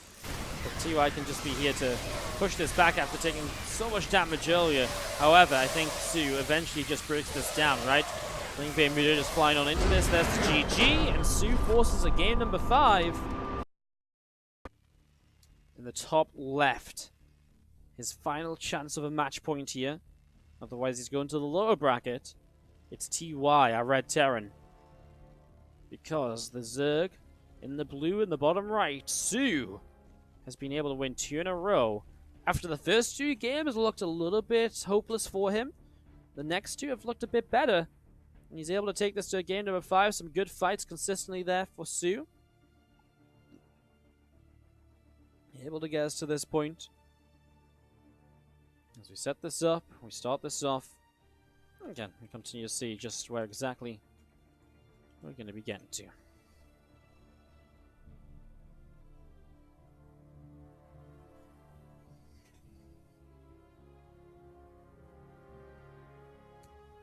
We'll soO just coming up the right-hand side then, and you have a lot of soO also heading out the left as well.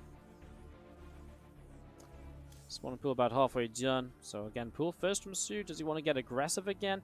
You've got to remember that.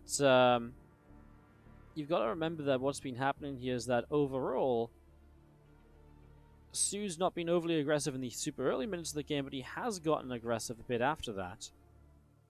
As the Overlord heads to the top left, the other Overlord out to the left as well. Extractor about to finish up here from soO. So again, just we'll see. I mean, typically he hasn't been going aggressive with the roaches, but that's why it might be a good time to switch up, right?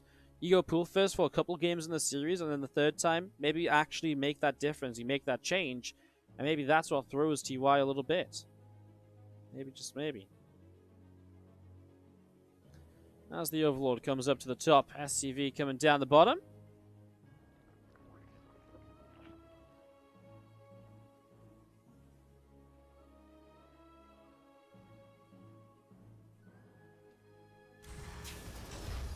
Factory. Coming up to being about halfway along here, the Reaper. Moving out into the center, command center. So far, as expected. The SCV scout tells him it's pool first, so he already knows to be careful with the Reaper. But it's only 2 lings, and they're already on the map. SCV's watching for more at the moment.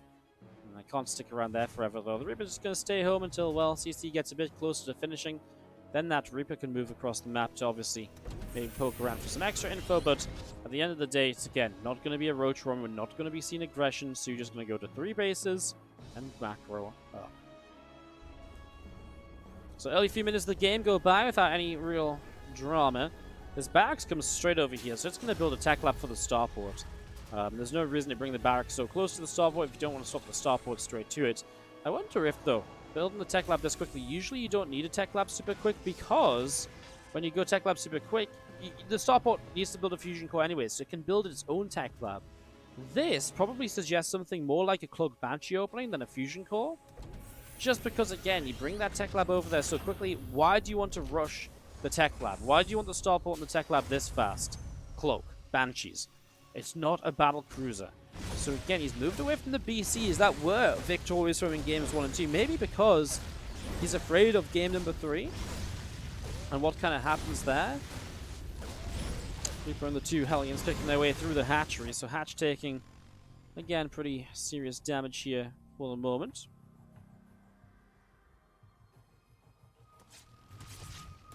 You do have the Hellions just again continuing over. 4 of them going to try and run by as you see Zerglings looking for that little bit of a wraparound. Actually, the Zerglings don't kill any of the Hellions yet, so they're also alive, albeit low. And that just only takes 1 volley to get some of the drones then at that stage, right? But only 3 of them. Again, for 4 Hellions in the Reaper, it could have been so much worse. A couple of them low, which maybe makes some targets for the Banshee, but not super low. So obviously they regenerate, and they should kind of pick up a bit from there as well. As this Hellion just continues down to the lower right-hand side. Banshee about to pop up. Again, that cloak on it. The extra few bits and pieces morphing in here as well. So far, so good as this Banshee. Keep on moving over. It's going to arrive in the natural expansion. I mean, straight away, Spore Crawler's not ready, so we'll get a few kills before the Spore Crawler's done. Only a couple, but Now you get into the main, you start kind of putting yourself in positions to try and pick away at some of those drones on the edges. Yeah, the drones that were damaged are healed up already, so not really any issue there, right? As TY makes a mistake, sticks around too long, takes way more damage than he should. Should never eat Spore Crawler shots. A few shots from the Queen is fine, but eating Spore Crawler shots just brings you down really low really quickly.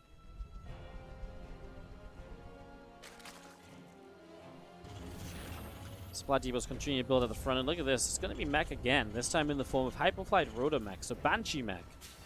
Basically, the Banshees will try and take a bit of the role of what the battle cruisers usually do, which is that air unit that will fly around the map and try and deny bases. It can be very good, very mobile to come back and defend against Roach Ravager attacks as well, for example. So that's what we're going to start seeing here. This Banshee does make its way up to the top left-hand side, and these few Marines going to get underneath. And already this Overlord getting killed. So Overlord is picked off there as the Baneling Nest about to finish from soO. We're just going to be seeing that group spread still pushing out into the center. And 2 more armories on the way down from TY in the back of the Natural, so getting those 2 extra armories up and running. And again, the Banshees from TY just making their way across down to the bottom side. And the Hellions just out on the right.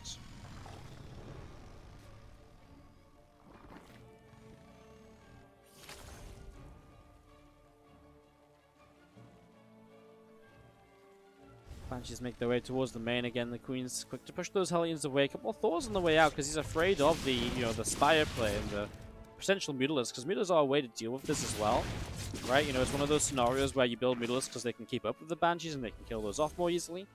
So as they go in for a couple more kills, nice play. He's going to get just missed targets there. Pulls back too soon. But the idea is you build the Thors because, again, the Mutas are kind of the typical go-to. So setting up there, I mean, hey, these Zerglings are in kind of a bit of trouble as well as these Hellions show up. Man, they get a good surround and that minimizes the damage taken, but still not enough. And a lot of these Hellions pushing through. Beautiful Queen position. soO makes a big save there because that could have been a lot more drones going down if the Hellions are actually able to get into the middle line. He's going to try it again. And we'll just get a couple more on the edges. One of the Banshees in the main base fell. So just one Banshee left, and again, there are the Mutalisks. Did he keep building many more Banshees? He actually didn't. He actually cancelled Hyperflight Rotors. I think he said, I've taken a bit too much damage, I'm not going to get much done with it, so I'm going to cancel it. It might have also been rescouted. Not sure. Anyways, either way, he decided just to build Thors. So it's not going to be too many more Banshees, it's just going to be a bit more traditional, sort of, well, currently Hellbat Thor. He's going to go Medevac, so you can actually drop the Thors around the map as well. The Thors can protect themselves against the Mutalisks, so a bit of an old school kind of Thor drop opening. Well, I mean, a bit of a late Thor drop opening because you did still open Banshees, but the idea sort of remains the same, that you can absolutely get across the map and harass with that a little bit. Overseer hangs out over on the left. Hellions and Thors pressing forwards. Infernal Pre-Igniter building up in the main, and again, the 2 extra factories in the main base continue to set up right now. 6 Swarm Hosts building here from soO. Make that 7.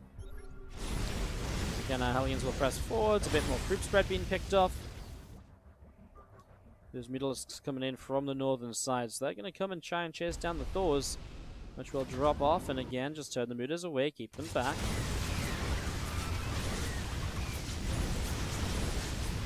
Hellions coming around, and a few drones getting picked away at here. Roaches and the Queens dealing some of the damage.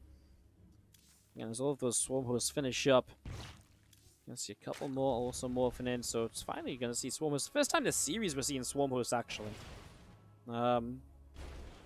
Yeah, first time this series we actually get to see Swarm Hosts coming into play, as we do see the couple of Thors able to put some damage out on the Overseer. Thors will pop out, and Locust will jump into the skies, and again, the Hellions just going to come over and go in after these Locusts, which are going to drop down and not do much because the Hellions are already here with the Blue Flames. So first round from soO, really not that successful, and he'll go and clean up the Nidus, and obviously Nidus will go into position number 2 now. It's one of the reasons why having the Banshees/BCs are nice, because they help a lot when it comes to trying to shut down these Nidus in certain positions. He knows where the next Nidus is going to come. He's already on his way over there with the Thors. And hey, I tell you what, those Locusts, they don't actually have their, not all of them had their setup there just yet. He drops them down on the Thors as well. I don't really like that, because now you don't really do anything with them, right? The Thors just pick up. I mean, that Thor sat there and took more damage it really shouldn't have done. should have been back in that medevac a bit faster. soO can turn this series around. What a performance it is from him. Remember, he's the defending Katowice champion. Currently looking to qualify into the group stages directly, which of course makes life so much easier. A few more meters down to the bottom left as we see the Thors able to pick off a Nidus on the left-hand side as well. And there's some of the Locusts popping up, and they're also going to be kind of pressing forwards here early on. We're just going to be seeing those Locusts getting picked up pretty quickly. So Locusts will go down again. The Hellbats picking away at those Locusts too. And the rest of this Roach Ravager army from soO out over on the right-hand side.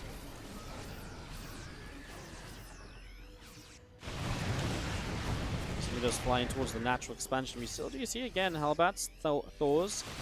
Siege tanks pushing across. I mean, because the Locusts haven't done much, I kind of believe that this push from TY is terrifying, because what do you actually have to defend this? Not really a lot, right? Not really a lot. Another Corrosive Bow also going down. Across the map, some meters showing up for some damage, but I mean, you've got to obviously use the Swarm Host here defensively. The Hellbats need to figure out where the Swarm Hosts are coming from so they can get over in position to, you know, go and actually defend it. And they do so, and now we're going to be seeing those on cooldown for a little while, so pushing forwards, TY trying to get in here and fight basically just Ravagers. Some Liberators showed up as well. It's going to eat some of the Corrosive Bile focus. Otherwise, they're going to deal a lot of damage. I mean, again, you're waiting for those Locusts. You've got another 10 or 15 seconds. It gives TY so much more time to get in position.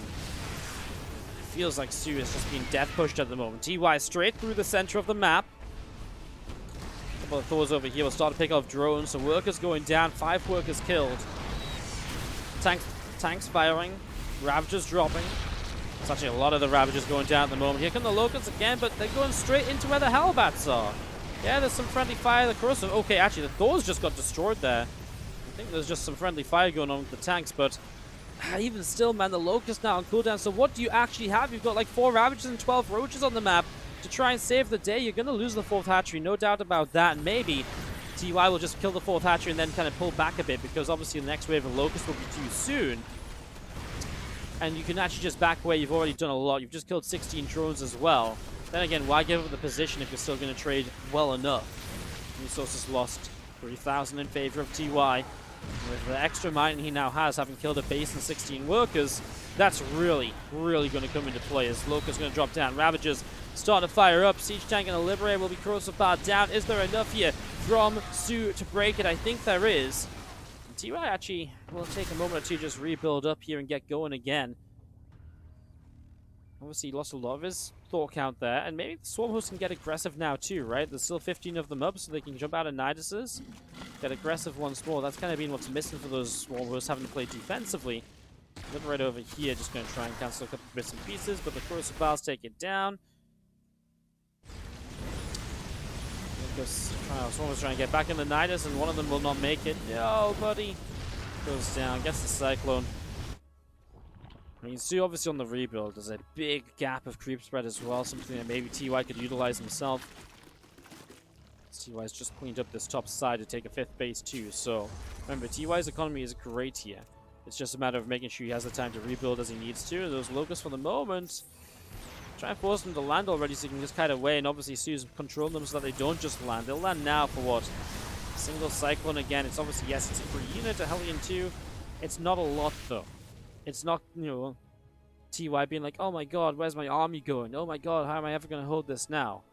It doesn't have that kind of aspect to it at all. I'll see a couple of extra drones being picked up. Hellions and Cyclones starting to press up here and starting to deal a bit of damage. More Corrosive Bars dropping down as we do see TY able to come across. Roach Ravager again from soO. Forcing this back a little bit. 5 more Cyclones on the way out. Now Hyperflight Rosa comes in. I think TY's realizing actually now is a great time to have Banshees. So he's actually going to build a second star point. He's going back into Banshee production.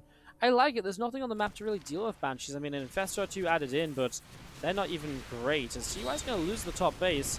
soO is alive because TY stuck around. You know why I said TY should maybe move back home? And I said, well, I guess if you're trading well, why not? He didn't trade well.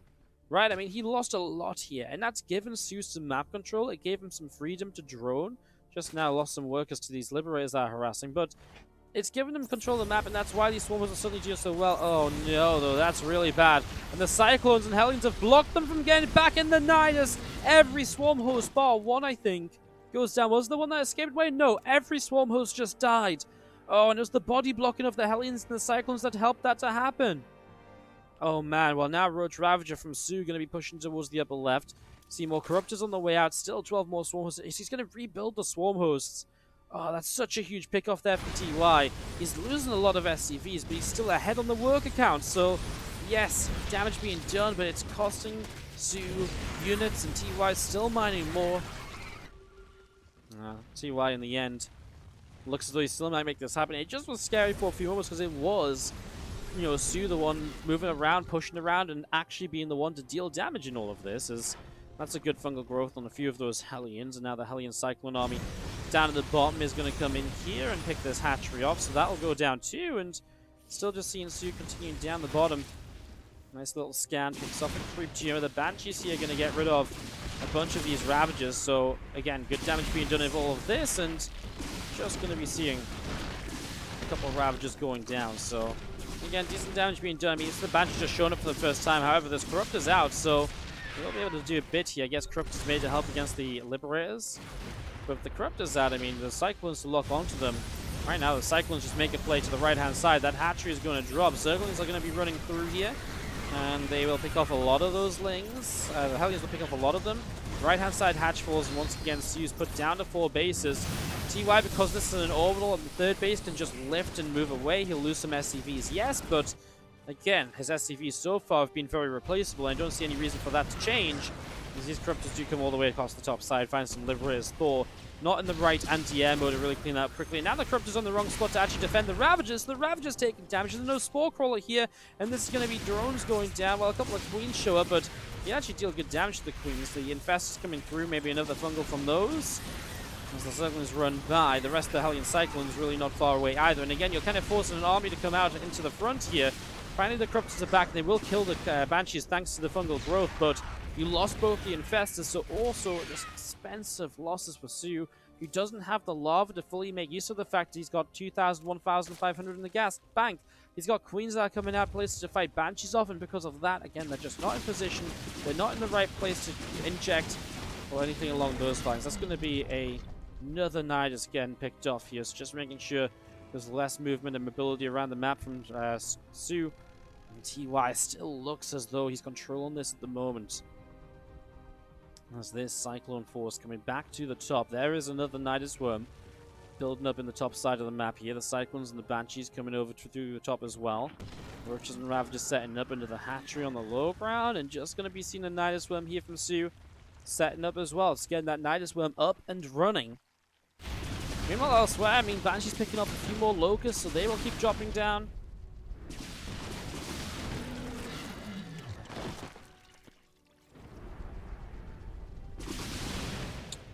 Banshee's coming around.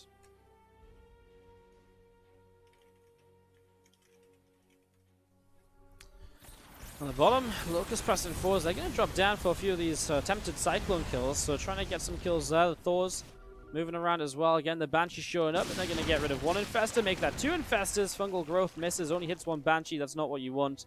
And even that Banshee in the end gets away. Corruptors didn't get there fast enough. TY maxed out. soO finally getting around to spending most of that bank. He's still a little bit kind of short on lava.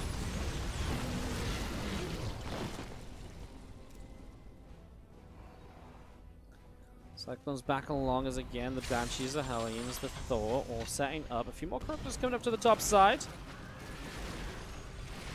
It's going to be a Liberator picked off there. And again, just Roach Ravager Bane pressing through from soO. A couple of Swarmos getting picked off as the Locusts will jump up. Continue to go into the top left-hand side. And again, the Thor's going to turn around to fight a little bit. He's actually going to let the Locusts land and just... they'll kill a couple of units, some Hellions, and the Thor on the top side. Okay, that actually survives. There wasn't as many Locusts up there as I thought. A little bit of a Bane attack through the center, but they're going to turn away, only to be picked off by the Cyclone lock-ons, and now TY can continue back down to the bottom right, so he's going again. As you're going to see the Roaches getting picked away at, the Ravagers still in trouble from those Banshees, because the Corruptors just aren't always in range, and Again, the Cyclone's getting so many lock-ons, and I just don't know where soO's army is. I mean, it's here, but it doesn't look very big. I mean, I guess Swarm hosts are still in the Nidus somewhere. He's taking up a lot of the supplies. Some corrosive bars, he dodges away from them nicely. We're back in this position here as TY. This is where he originally pushed through to kill this base and to set up into what was a lead in the game before he stuck around too long. Just gonna play it slowly and just come over here, kill off some more drones. He doesn't have a bank to rebuild now, so if he takes a fight and it goes wrong for him, he's not able to rebuild and reset up again, and that could be the swarm of the Zerg coming across to then shut him down. So he does want to be careful. As the Banshees pull back over into the center, the Cyclones here picking away a few more Zerglings, and the Thors still pressing through. On the top side, the Locusts are heading towards the main army. I think that's a hotkey mistake, because they are going to be so far away from it. So they're not even harassing or anything. Oh my god, there's a hotkey mistake. They're just in the middle of nowhere. Well, it's going to be this base gone. If this base dies, you've got position to kill this base too. And now soO's going to be reset to 3 bases. Unless he's going to send the Banshees over here. I mean, there should be no reason this base survives, really. I mean, TY is pulling back a little bit. He's playing very cautiously, perhaps. Well, I mean, these Banshees look like they'll get the base before the Corruptors show up, so this hatchery will indeed fall, and Banshees then even just speed away, alive once again. TY has another base in the bottom left-hand side of the map, so setting up to keep expanding, keep pushing around. 2 more CCs coming into play as well, as we do see the Locust from soO coming up this left-hand side. Going to start dropping down on towards this Planetary Fortress, so Planetary going to begin taking some damage, but doesn't fall. Corruptors still after the Banshees at the moment, as we do see the extra BCs on the way, and I mean, the fact that he's just switching up into BCs kind of says how confident he is in the game. He knows there's not enough Corruptors, and realistically not enough economy to build a good amount of Corruptors up to fight those BCs off. Not when you've got this many Thors to support them as well. So TY knows he's in a very strong position right now. He knows what he can do with all of this.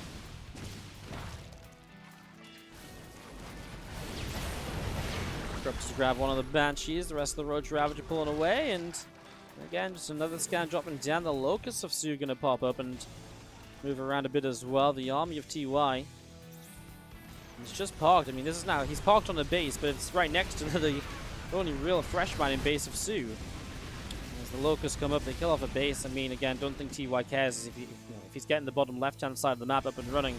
He has plenty of money, and again, he's going to...